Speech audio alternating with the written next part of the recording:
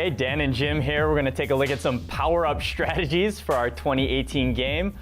We saw a lot of interesting things week one. I don't know, Jim, what did you think was kind of the most impactful part of the match? This weekend showed that you need to take control early. This is a time-based game. It's different than some games we've had in the past, but you get 1 point per second.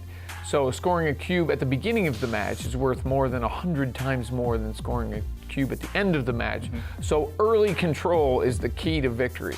Yeah, for sure. And it's also, once you get that first cube up, right, on the scale, it tilts towards you, so it gives you that much more of an advantage, right? You're able to kind of pile on, score quicker, you don't have to reach as high. And those small advantages can really snowball during the match. Yeah, they really can. In particular, taking control during the autonomous mode. As always, autonomous mode is pivotal to a top winning alliance.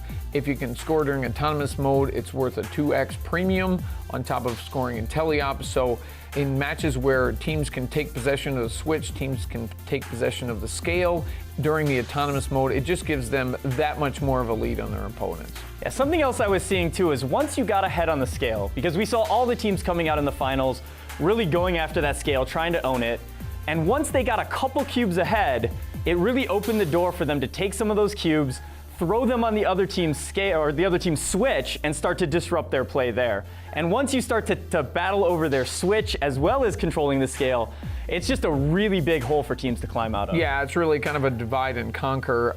You saw in some of the finals at the various events this week, teams will take a double-pronged attack, put two tall robots on trying to take possession of the scale. Once they get it in their control, they can break one of those players off and then go attack the switch of their opponents. What we didn't see, though, was we didn't see any of the teams that were maybe a little outgunned on the scale, you know, sort of foregoing that, throwing some of their early cubes on the switch to try to mix up the gameplay.